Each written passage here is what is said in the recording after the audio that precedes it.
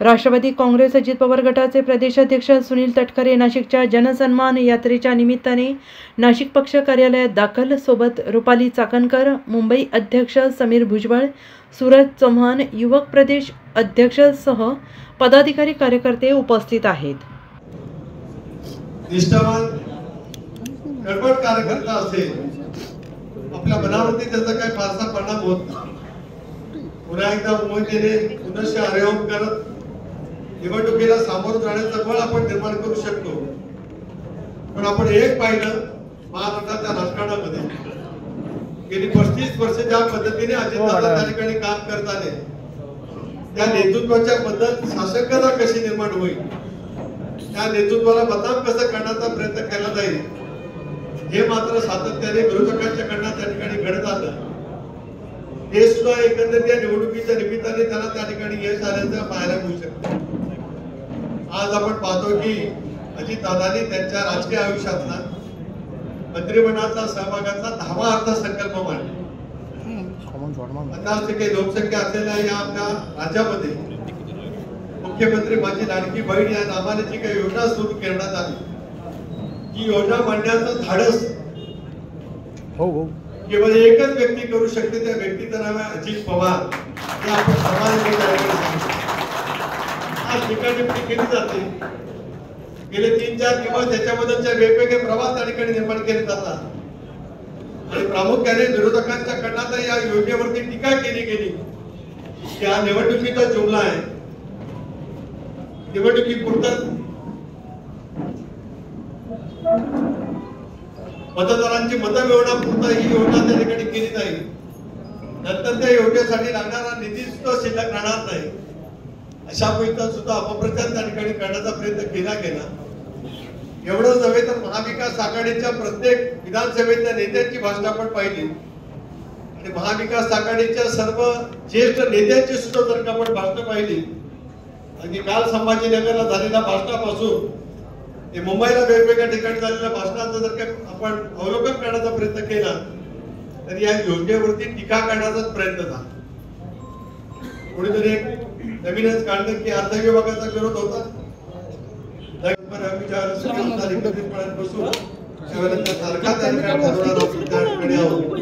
आमची अपेक्षा आहे ज्या पद्धतीने कार्यक्रमाचं नियोजन करणं अपेक्षित आहे, त्या पद्धतीने कार्यक्रमाचं नियोजन त्या ठिकाणी व्हावं अशीच इच्छा किंवा अशाच बैठक नियोजन करण्यासाठी पूर्व तयारीची बैठक फ्रेंडर सेलचे राज्याचे प्रमुख या ठिकाणी आलेले आहेत. अपेक्षा अशी असेल की महिलांची संघटना असेल, युवकांची असेल, सामाजिक असेल, विद्यार्थ्यांचा असेल, अल्पसंख्याक असेल, या सर्वांच्या संघटनेची सुद्धा व्याप्ती या संबंध योजनेमध्ये किंवा या संबंध दौऱ्यामध्ये या ठिकाणी जमला. याच्याबद्दल मी मनापासून या ठिकाणी आभार मानतो. दौऱ्याचं नियोजन कशा पद्धतीने असेल, नेमकं आपल्याला काय पद्धतीचा अभिप्रेत आहे हे नरेशजी आपण या ठिकाणी सर्वच सहकार्याने सांगावं आणि मग या सर्वांच्या कडनं काही सूचना ऐकून आपण त्याच्याबद्दलचं पूर्णपणाचं नियोजन करत हा संबंध जनसंवाद यात्रा ही संबंध महाराष्ट्रामध्ये अशा पद्धतीने यशस्वी करूया. ज्या वेळेला विधानसभेच्या निवडणुकीला सामोरं जाईल, अजितदादांच्या नेतृत्वाखाली, भुजबळांच्या नेतृत्वाखाली, प्रफुल्लांच्या नेतृत्वाखाली राष्ट्रवादी काँग्रेस पक्ष पुन्हा एकदा पूर्ण क्षमतेने महाराष्ट्रामध्ये विजयी होईलच या ताकदीने आपल्याला निवडणुकीला सामोरं जायचं आहे. त्याच्यामध्ये या योजनेचं बळ हे लोकांच्या आपल्याला सर्वांना त्या ठिकाणी सज्जतेचं काम करायचं आहे. मी पुन्हा एकदा सांगतो ही योजना जाहीर केल्यापासून विरोधकांच्या मनामध्ये खूप मोठ्या प्रमाणावरती एकंदरीत राजकीय दृष्ट्या जे काही वातावरण तयार झालेलं आहे, त्याच्यामुळे योजना आणि योजनेच्या बद्दलची रोज काही ना काहीतरी वेगवेगळं वातावरण निर्माण करण्याचा प्रयत्न केला जाऊ शकतोय. मला विश्वास आहे की काल दादांनी घोषित केलं, मुख्यमंत्र्यांनी सुद्धा घोषित केलं, 19 ऑगस्टला रक्षाबंधनाचा दिवस आहे, त्याच्या एक दिवस अगोदर जुलै आणि ऑगस्ट या दोन्ही महिन्यांचे 3000 रुपये त्या माझ्या महिला भगिनींच्या खात्यात थेटपणाने त्या ठिकाणी जमा होणार आहे. कुणी किती आग्रह घेऊन, कुणी कशा पद्धतीची किती वक्तव्य करून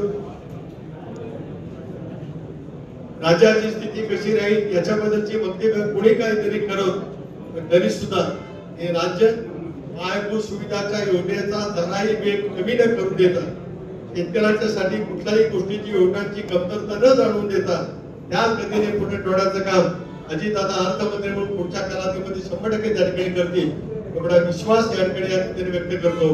या उत्साहाच्या वातावरणामध्ये तुम्ही या ठिकाणी जमला. निवडणुकीच्या एकंदरीत निकालाच्या नंतर थोडस नैराश्य, थोडस आत्महत्या, थोडीशी मरगळ प्रत्येकाच्या मनामध्ये निर्माण झाली होती.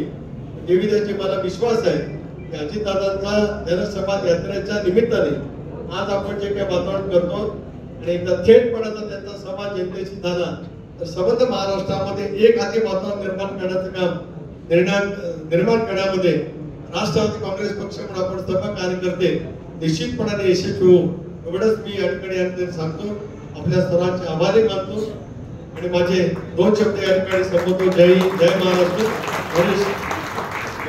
सातारा, मुंबई, ठाणे, पालघर, रत्नागिरी, रायगड, सिंधुदुर्ग, नांदेड, उस्मानाबाद, बीड, औरंगाबाद, नागपूर, गडचिरोली, भंडारा, गोंदिया, अकोला, यवतमाळ, बुलढाणा येथून एकाच वेळी प्रसिद्ध होणारे एकमेव दैनिक, सर्वसामान्य जनतेचे खुले व्यासपीठ.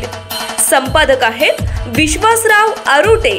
मोबाईल नंबर आहे 9423 38 85 08. दुसरा मोबाईल नंबर 9423 46 72 72. तिसरा मोबाईल नंबर 75 88 15 0001. वेबसाईट आहे sgavkari.com. मेल आयडी आहे akl gavkari@gmail.com.